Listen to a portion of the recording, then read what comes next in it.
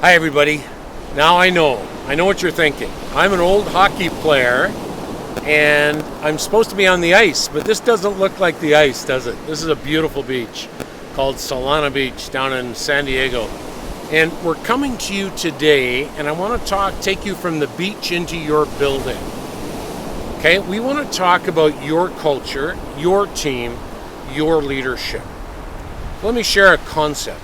We believe with all of our hearts now that culture turns on language. Let me prove it to you. So I was, in my early days, in the late 70s, I was actually a player in the Washington Capitals.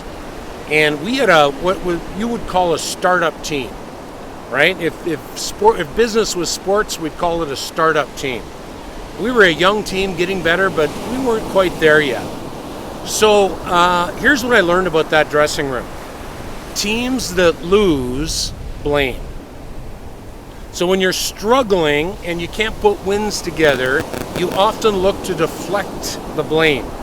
We used to blame the referee for everything, and we'd criticize each other for our bad play. Then think about this concept. I get traded from the Washington Capitals to the Montreal Canadiens. Montreal Canadiens came off 6 Stanley Cup wins in the 1970s and had never not made the playoffs. So a very successful franchise. I got inside that dressing room. Guess what that dressing room's key words were? No excuses.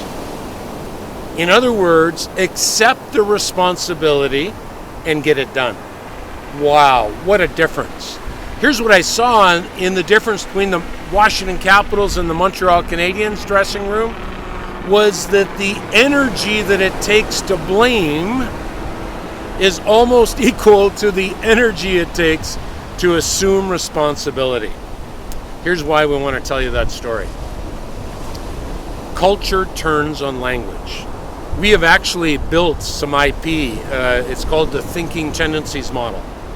And it actually helps companies like yours understand the language of your culture and helps to shift it.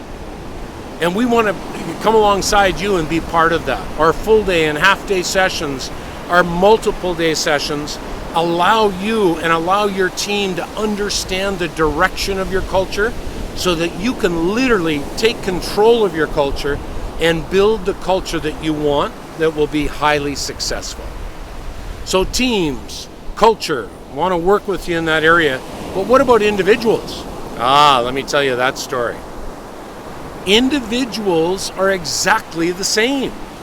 You see, the language that people utilize actually increases their ability to have high success.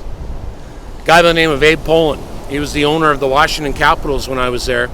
Abe actually not only owned the team, but Abe and I became friends. I was his captain. So have you ever done this? I got traded from Washington, and all of a sudden, I haven't seen Abe for 15 years. About 15 years later, I was in Montreal and then Vancouver. This is interesting. My tummy said, call Abe. Have you ever had that in your life? So I called Abe.